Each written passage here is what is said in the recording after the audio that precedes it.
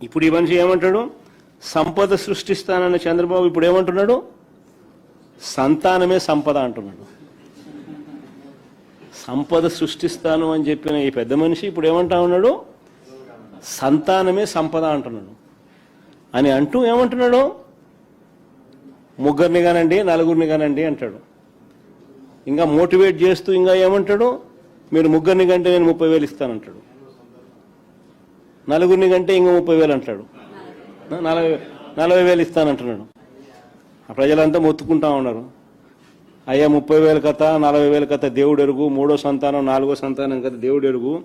నువ్వు super 6 super 7లో ఇచ్చిన హామీలు ఏమైనా స్వామి? ఇంతవరకు వాటి పరిస్థితి దిక్కు తెలియడం లేదు మాకు. ఫస్ట్ వాటి గురించి ఆలోచన చేయి నువ్వు.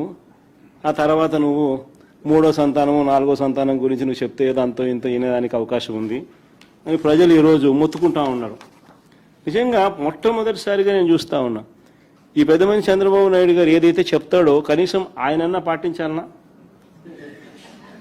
కనీసం ఆయన కొడుకైనా పాటించాలన్నా. ఆయన కొడుకు ఒకడే, ఆయనకు ఒకడే, కానీ బీదోళ్ళకు మాత్రం 4 కావాలా. వాళ్ళు చదువుకోకూడదు, వాళ్ళ క్వాలిటీ ఎడ్యుకేషన్ ఇవ్వకూడదు, వాళ్ళకి ఇంగ్లీష్ మీడియం చదువులు ఇవ్వకూడదు, వాళ్ళ బతుకులు ఎప్పుడూ చితికిపోయి ఉండాలా అనే ఆలోచన, దిక్కుమాలిన ఆలోచన చేయగలిగిన వ్యక్తి ఈ ప్రపంచంలో ఎవడన్నా ఉన్నాడంటే ఒక చంద్రబాబు తప్ప ఇంకా మూడో వాడు ఎవడు ఉండడు.